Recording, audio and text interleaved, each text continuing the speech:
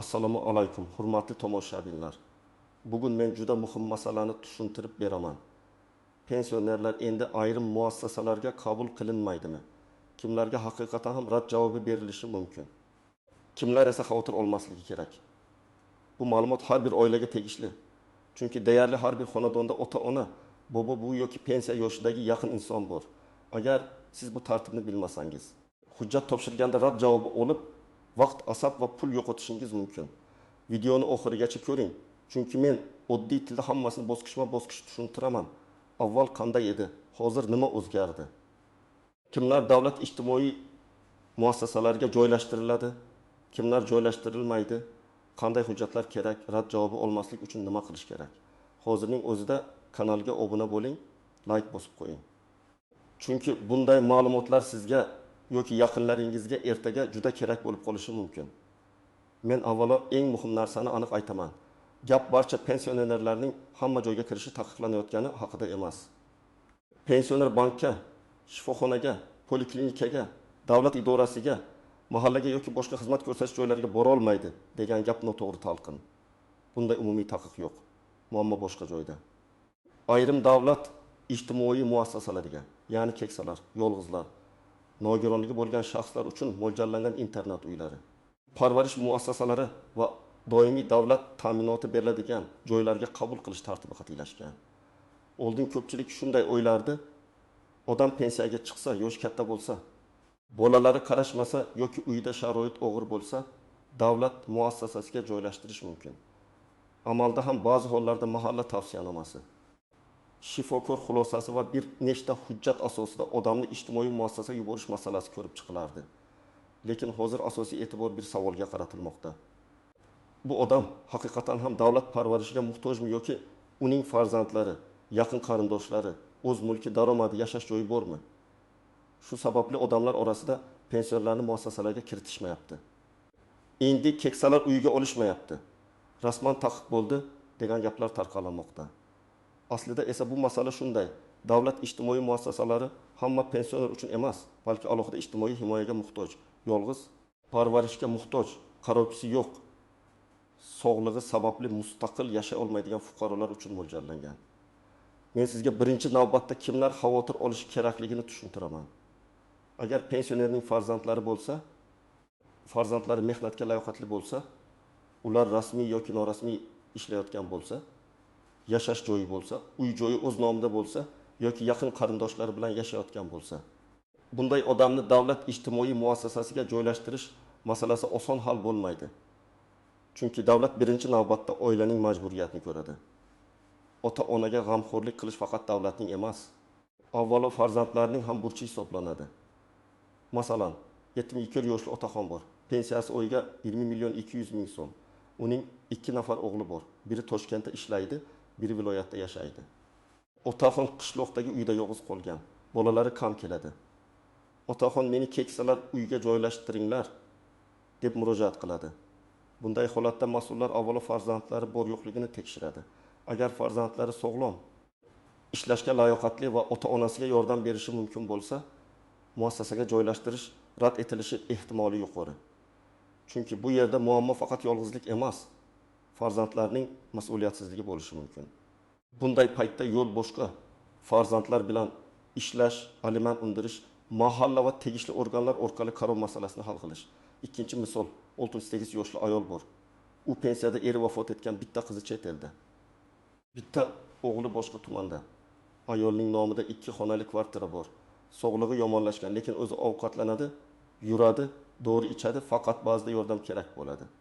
Va bunday holatda uni darhol internetga joylashtirish shart emas deb topilishi mumkin. Chunki uning yashash joyi bor, yaqinlari bor, to'liq doimiy parvarishga muhtojligi tibbiy jihatdan isbotlanmagan bo'lishi mumkin. Unga uyda ijtimoiy xizmat, patronaj, mahalla yordami, tibbiy kuzatuv kerak bo'lishi mumkin. Endi kimlar xavotir olmasligi kerak? Agar pensioner haqiqatan ham yolg'iz bo'lsa, ya'ni farzandlari yo'q, yaqin qarindoshlari yo'q yoki ular sud tomonidan qarashga majbur qilinadigan shaxslar sifatida mavjud emas, yashash joyi yo'q, sog'lig'i og'ir, o'zini o'zi eplay olmaydi, kundalik parvarishga muhtoj bo'lsa, bunday inson davlat ijtimoiy himoyasidan chetda qolmasligi kerak. Bunday odamlar uchun tartib bor. Hujjatlar tayyorlanadi, tibbiy xulosa olinadi va holat o'rganiladi. Masalan, 75 yoshli ayolning farzandi yo'q, eri vafot etgan. Qarindoshlar bilan aloqa uzilgan, u ijarada yashagan, keyin ijara haqini to'lay olmay qolgan. Sog'lig'i sababli doimiy dori ichadi, yurishi qiyin, ovqat tayyorlay olmaydi. Mana bunday holatda u ijtimoiy muassasaga joylashtirilishi mumkin bo'lgan toifaga yaqin. Lekin baribir hammasi og'zaki gap bilan emas. Hujjatlar, tibbiy xulosa, mahalla davlatnomasi, ijtimoiy xodim o'rganishi bilan tasdiqlanishi kerak. Yana bir misol, 90 yoshli otaxon insultdan keyin harakatlanishi cheklangan. Uning bitta o'g'li bo'lgan, lekin o'g'li vafot etgan. Kelini boshqa turmush qurgan. Nabiralari voyaga yetmagan yoki boshqa joyda. Otaxonning nomida uy yo'q, doimiy qarovchisi yo'q. Bunday vaziyatda davlat ijtimoiy muassasasi masalasi ko'rib chiqilishi mumkin. Lekin agar otaxonning nomida hovli bo'lsa, shu hovlida ijara oluvchilar yashayotgan bo'lsa yoki yaqin qarindoshlari undan foydalanayotgan bo'lsa, bu ham alohida tekshiriladi. Chunki ba'zan qarindoshlar uy mulkdan foydalanadi, keksani esa davlatga topshirishga urinadi. Mana shunday holatlarning oldini olish uchun tartib qat'iylashadi. Bu yerda asosiy mezon shunday: pensiya yoshining o'zi muassasaga joylashtirish uchun yetarli sabab emas. Men pensionerman degan gap avtomatik huquq bermaydi. Men yolg'izman, qarovchim yo'q, tibbiy va ijtimoiy jihatdan yordamga muhtojman degan holat hujjat bilan tasdiqlansa, masala boshqacha ko'riladi. Men amaliyotda eng ko'p uchraydigan xatolarni aytaman. Birinchi xato: odamlar farzandim chet elda, demak men yolg'iz hisoblanaman deb o'ylaydi. Bu har doim ham to'g'ri emas. Farzand chet elda bo'lsa ham u ota-onasiga moddiy yordam berishi, qarovchini yo'llashi, davolanish xarajatini ko'tarishi mumkin. Agar farzandning aloqa raqami bor, ish joyi bor, pul yuborib turgan aniqlansa, pensioner mutlaqo yolg'iz deb baholanmasligi mumkin. Ikkinchi xato: bolam menga qaramaydi, shuning uchun davlat qarasin degan yondashuv. Bu og'ir va achinarli holat. Men buni insoniy tomondan tushunaman. Lekin huquqiy tomondan birinchi navbatda farzandning majburiyati ko'riladi. Agar farzand ota-onasini qarovsiz qoldirsa, pensioner yoki uning vakili aliment undirish, mahalla orqali ta'sir choralarini qo'llash, ijtimoiy himoya organlariga murojaat qilish, zarur bo'lsa sudga chiqish imkoniyatiga ega. Davlat muassasasi esa oxirgi chora sifatida ko'riladi. Uchinchi xato: uy-joy masalasi. Ba'zi pensionerlar uyini farzandiga o'tkazib beradi, keyin esa farzandi uni uydan chiqarib yuboradi yoki qarashmaydi. Keyin pensioner davlat muassasasiga joylashmoqchi bo'ladi. Bu juda xavfli holat. Men doim aytaman, keksalar o'z uyini sovg'a qilish, nomini o'tkazish, ishonchnoma berish masalasida shoshilmasligi kerak. Agar uy farzand nomiga o'tib ketgan bo'lsa, keyin mening uyim yo'q deyish huquqiy jihatdan murakkab vaziyatga aylanadi. Bunday holatda shartnomani bekor qilish, aldov yoki bosim bo'lganini isbotlash, sudga murojaat qilish kerak bo'lishi mumkin. To'rtinchi nozik jihat tibbiy holat. Ijtimoiy muassasaga joylashtirish uchun faqat yoshi yoki katta bo'lish yetarli emas. Shifokorlar odamning o'ziga xizmat qila olish olmasligini, ruhiy holatini, harakatlanishini, doimiy parvarishga muhtojligini baholaydi. Masalan, odam 90 yoshda bo'lishi mumkin, lekin o'zi yuradi, ovqatini qiladi, dori ichadi, qo'shnilari bilan aloqa qiladi. Boshqa odam esa 63 yoshda, lekin og'ir nogironlik sababli to'liq qarovga muhtoj. Shuning uchun muassasaga joylashtirishda faqat pasportdagi yoshga qaralmaydi. 5-jihat: doimiy va vaqtinchalik yordamni adashtirmaslik kerak. Ba'zan pensionerga internat uyi emas, balki uyda parvarish xizmati kerak bo'ladi.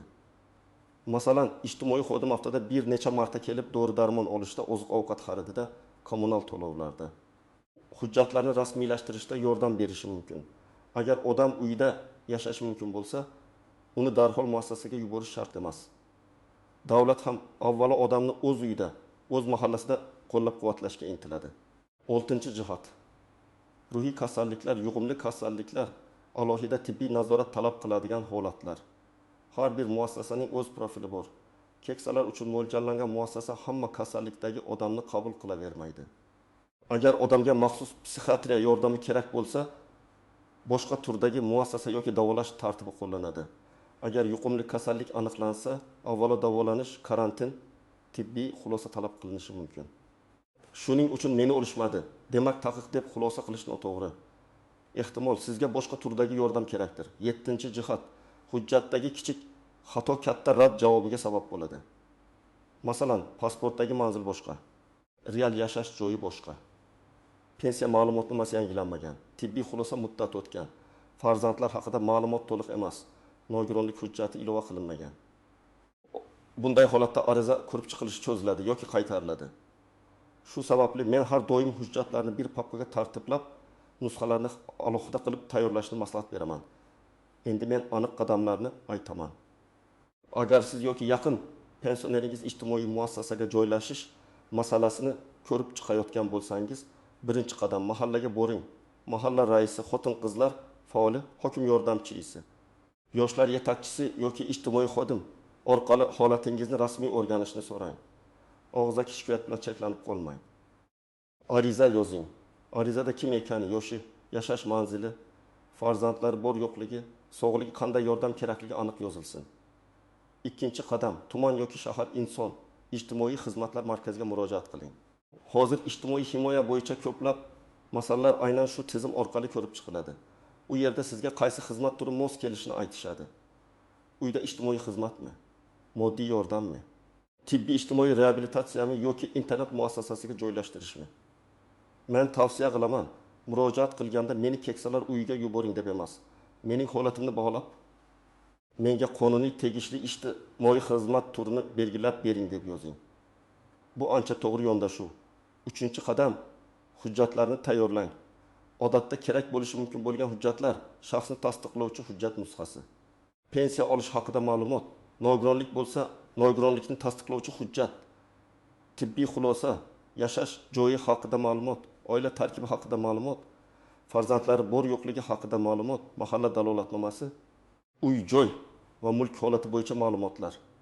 Agar farzandlar vafot etgan bo'lsa, o'lim haqidagi guvohnoma nusxalari kerak bo'lishi mumkin. Agar farzandlar ota-onaga qaramay qo'ygan bo'lsa, bu bo'yicha mahalla dalolatnomasi, guvohlarning tushuntirish xatlari, sud hujjatlari yoki boshqa tasdiqlar kerak bo'lishi mumkin. To'rtinchi qadam, tibbiy ko'rikdan o'ting. Bu juda muhim. Shifokor xulosasiz parvarishga muhtojlikni isbotlash qiyin. Terapevt, nevropatolog, psixiatr, jarroh yoki boshqa mutaxassislar xulosasi talab qilinishi mumkin. Agar odam yotib qolgan bo'lsa, poliklinika orqali uyga shifokor chaqirish mumkin. Tibbiy hujjatda umumiy gap emas. Aniq holat yozilishi kerak. Mustaqil yura oladimi? Ovqatlana oladimi?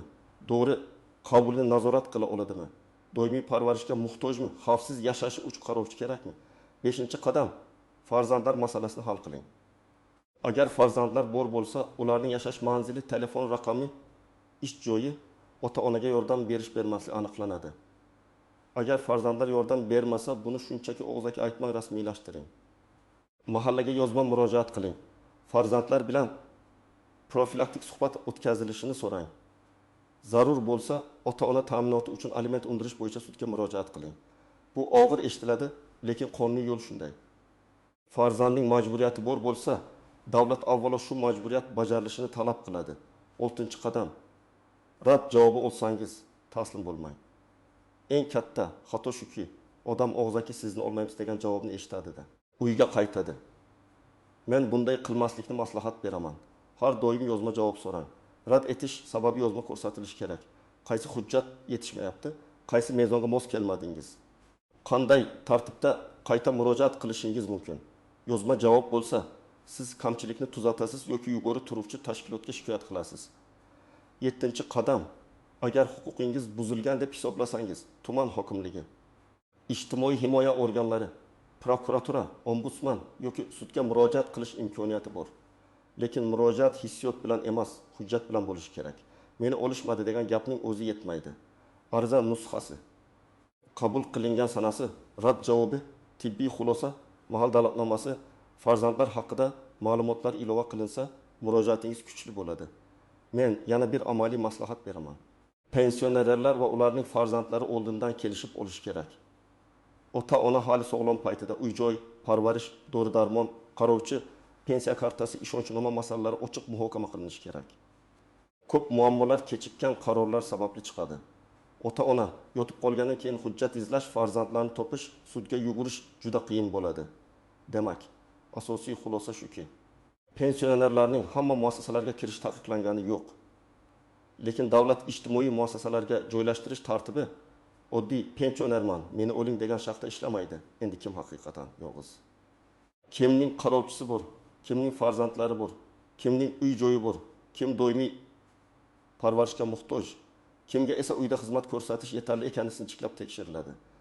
Agar sizning yaqinlaringiz orasida yoshi katta, yolg'iz yoki parvarishga muhtoj inson bo'lsa, vaqtni bo'y bermang. Mahallaga murojaat qiling. Inson ijtimoiy xizmatlar markaziga boring. Tibbiy xulosa oling. Hujjatlarni tartiblang. Hamma javobni yozma shaklda talab qiling. Shunda siz rad javobi olsangiz ham nima sababdan rad etilganini bilasiz va keyingi qadamni to'g'ri qo'yasiz. Sizning fikringiz qanday? Pensionerlarni davlat muassasalariga joylashtirishda farzandlarning mas'uliyati birinchi o'rinda turishi kerakmi yoki davlat ko'proq yordam berishi kerakmi? Fikringizni izohlarda yozib qoldiring. Agar video foydali bo'lgan bo'lsa, albatta like bosing, yaqinlaringizga yuboring va kanalga obuna bo'ling. Men esa keyingi videolarda pensiya, nafaqa, ijtimoiy yordam va huquqiy himoya bo'yicha eng kerakli ma'lumotlarni sodda tilda tushuntirishda davom etaman.